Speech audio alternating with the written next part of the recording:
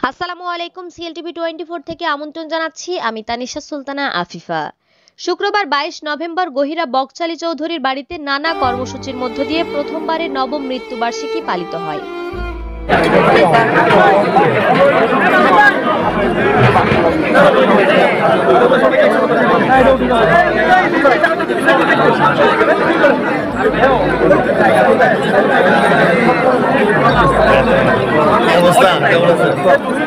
কর্মসূচিতে ছিল সকালে খতমে কোরআন, দোয়া মাহফিল, কবর জিয়ারত ও মেজবানের আয়োজন।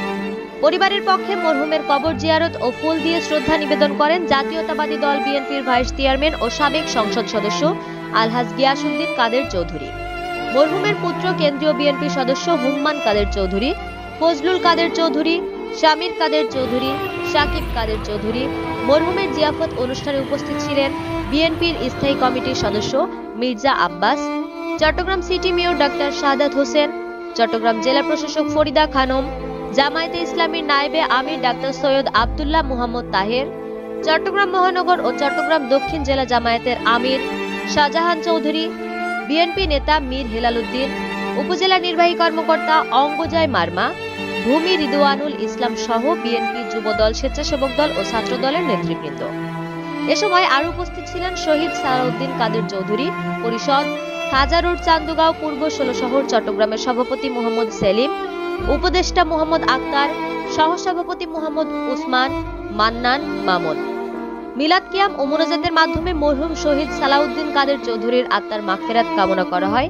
এছাড়াও রাউজান, রাঙ্গুনিয়া, ফটিকছড়ি ও হাটহাজারী উপজেলার বিএনপি অঙ্গ সংগঠনের নেতৃবৃন্দ ও বিভিন্ন শিক্ষা প্রতিষ্ঠান, সামাজিক সংগঠনের পক্ষ থেকে মরহুমের কবরে ফুল দিয়ে শ্রদ্ধা নিবেদন করা হয়।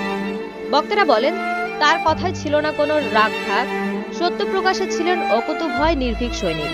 সংসদে সরকারের দোষ ত্রুটি নির্ভয়ে বলে ফেলতেন। কারো তোয়াক্কা তোষামদি করা ছিল তার স্বভাব বিরুদ্ধ।